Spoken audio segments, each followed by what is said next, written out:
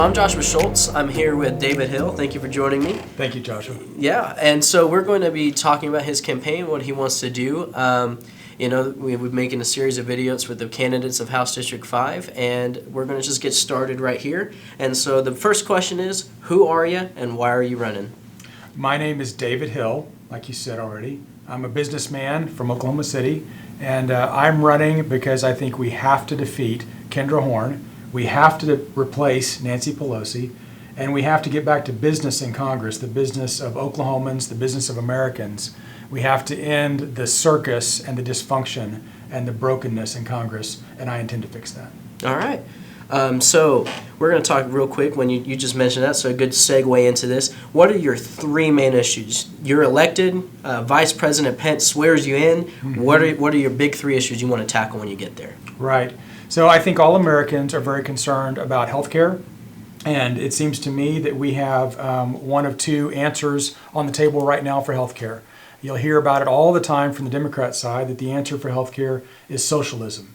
And you're going to socialize health care, you're going to have the government taking care of everything, and I think that is a terrible and dangerous option. And so we need to provide fixes for the real problems that we have in healthcare. We do have skyrocketing cost. We do have problems with insurance. I own businesses and provide health insurance to my employees, and those costs go up tremendously year by year. Obamacare made it much worse. So they were going up before, but then we got Obamacare and they skyrocketed. I've had to change insurance carriers sometimes every year over year, wow, just to keep insurance that's affordable, that we can actually provide. And that's disruptive. People have a hard time keeping their doctors in network, all those things, new insurance cards every year. It's just a real hassle. So we work really hard in my businesses to provide high quality health care for the employees, but the nation needs some fixes. That has not been worked on. That has to be addressed.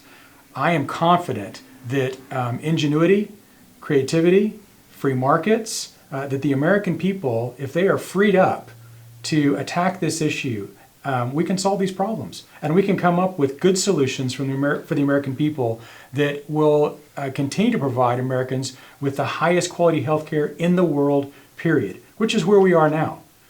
I don't think Americans want lack of freedom. I don't think that they want to be told everything they can do and can't do with their health by the government. So that to me is a huge issue. Number two, we have to attack the deficit. We have deficit spending that's runaway and out of control, and Republicans are to blame too. We have spent when we shouldn't have. And so we have to address this issue. In a couple of years, the interest on the deficit will be greater than our spending on defense. Wow. We'll be spending more on interest than the defense of our nation. And that's a huge problem. Now I know it's not popular. I know people don't really want to talk about it because it's kind of a where do you cut? What do you do? It's difficult. But that's another difficult issue and a complex issue that we have to address. That we have to get down and work on it. And that just goes back to one of the reasons I'm running. We need people that will go to Washington and work on behalf of the American people. Not on their own behalf, not to create some kind of a political dynasty, not to be in Washington to spend time on TV maybe, or to score political points every time they get a chance.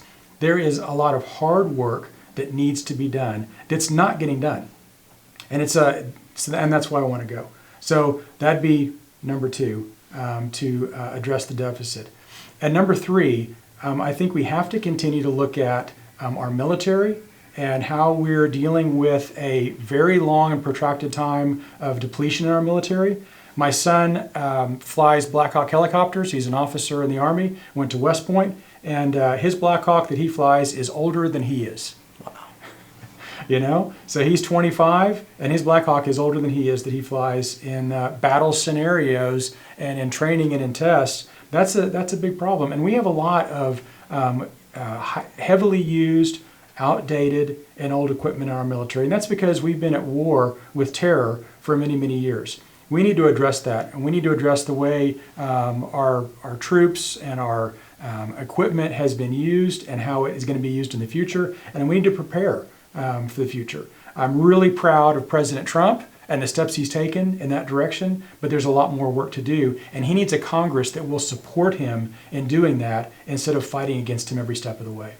All right. Of course, first of all, thank you for your son's service. I know it's a whole family support when someone joins the military. Absolutely. And actually, I have three sons, all three of my sons. I have 3 boys and 3 girls, and all 3 of my sons have elected to serve their country in the military, and I'm very, very proud of them. And we're thankful for their service. Just to go into, when we're talking about issues, some of the big issues, especially for Oklahomans, the Second Amendment, taxes, and abortion. If you just want to go ahead and we can start off with the Second Amendment, what is your view on that? Are you for a little bit of gun control, maybe something like that? What's going on in Virginia? Or are you like, if the military has it, you can have it?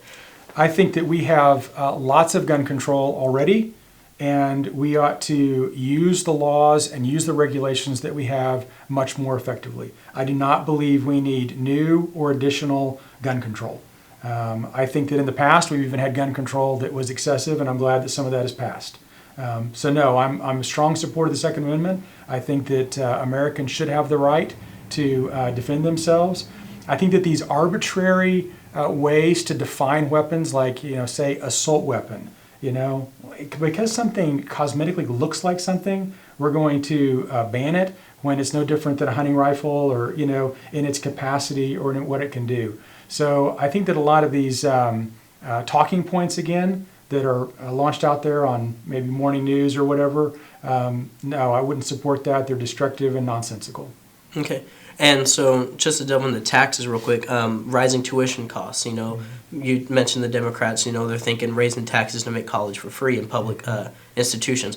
What are your thoughts on that relating to taxes? And you can delve into more on that as you wish. Okay, so I would be for low taxes, and I think that low taxes make America a great place to live and a great place to do business. I've been blessed to be able to do business in Mexico and other foreign countries, and I've worked in countries where the tax rates are over 50%. And when you get over 50%, something interesting happens in a country. People move outside the system. Wow. They call it a black market. You can call it, just breaking the law, whatever. But when a government becomes oppressive, then people just move outside the system, and they don't work in the system anymore. And I think we've seen that even in a way in the past in America, where at times where taxes were oppressive, companies left the United States and they went offshore and did their business elsewhere.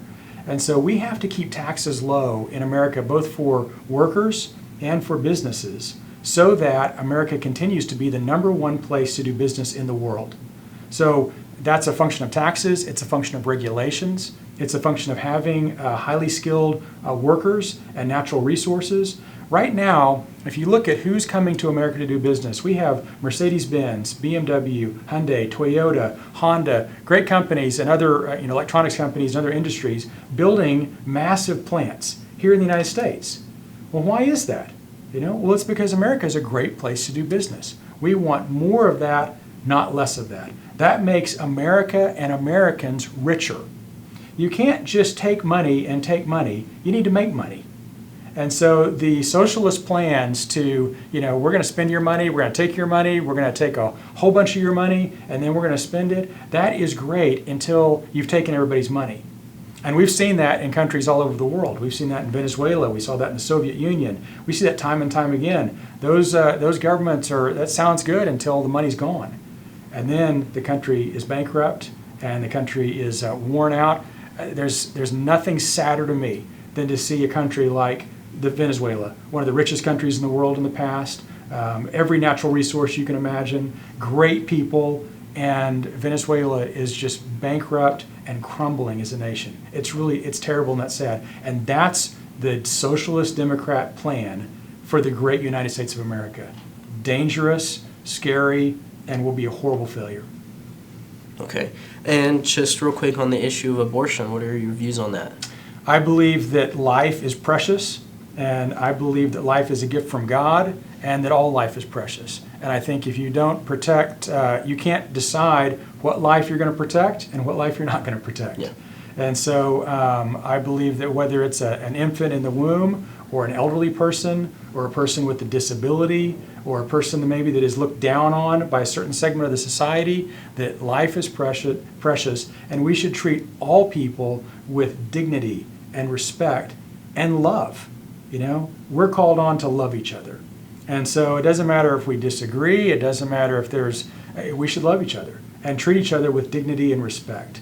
And I think singling out a particularly a vulnerable or weak group of people, I think you started this conversation with, the infant in the womb, but there are lots of people that are, quote unquote, not viable by themselves. Yeah. And they're adults and they're elderly and they're disabled and they're people, they're immigrants, they're the sick, there are lots of people that are not viable. They need us to love them and help them and assist them, and that's what we should be focusing on, and not focusing on, okay, who can we kill, who can we get rid of? That's not the direction we need to head. All right. Just real quick. What is the biggest issue you see facing House District 5?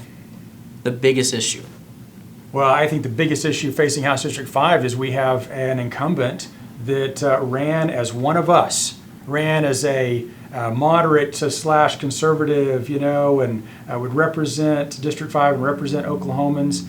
And boy, the exact opposite happened.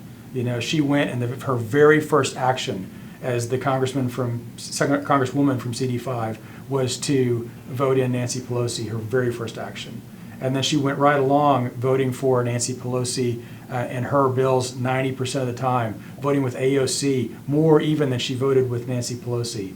So, I realized that people of AOC's district elected her and sent her to Washington, and AOC ran on her views and what she wanted, and those people sent her to Washington. I understand that, and frankly, I respect it.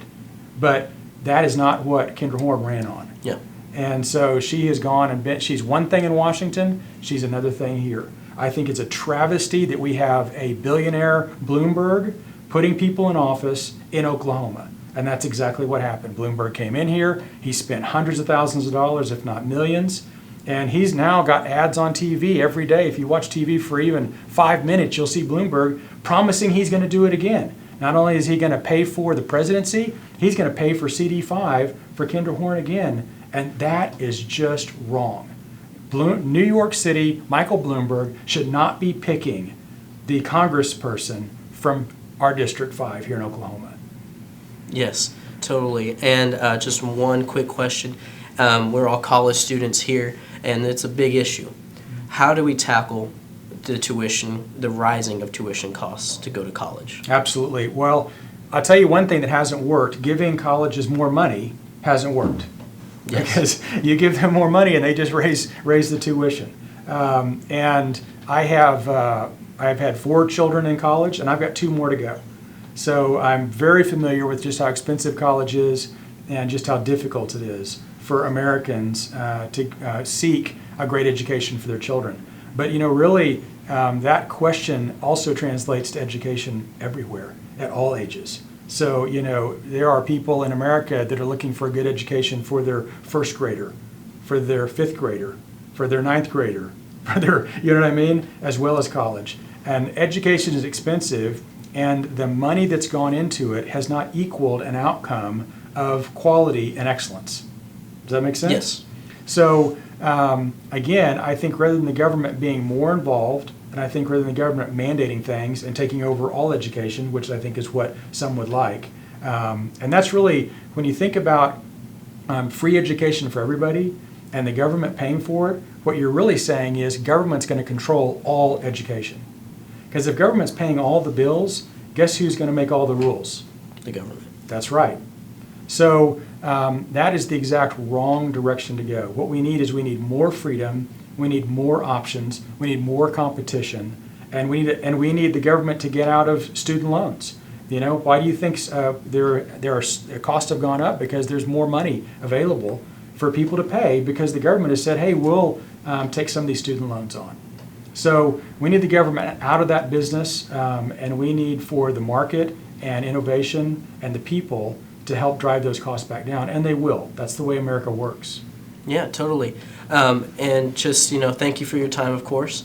Is there anything else, way they can get a hold of you, support your campaign? You can just say whatever you need to say. Well, thank you very much for having me. We absolutely need your help. We need your support. It is going to be a lot of work. It's going to be very difficult to defeat this incumbent who is heavily backed by the Democrats, by outside independent expenditure groups. So we are going to need your help with money. We're going to need your help with time, volunteering.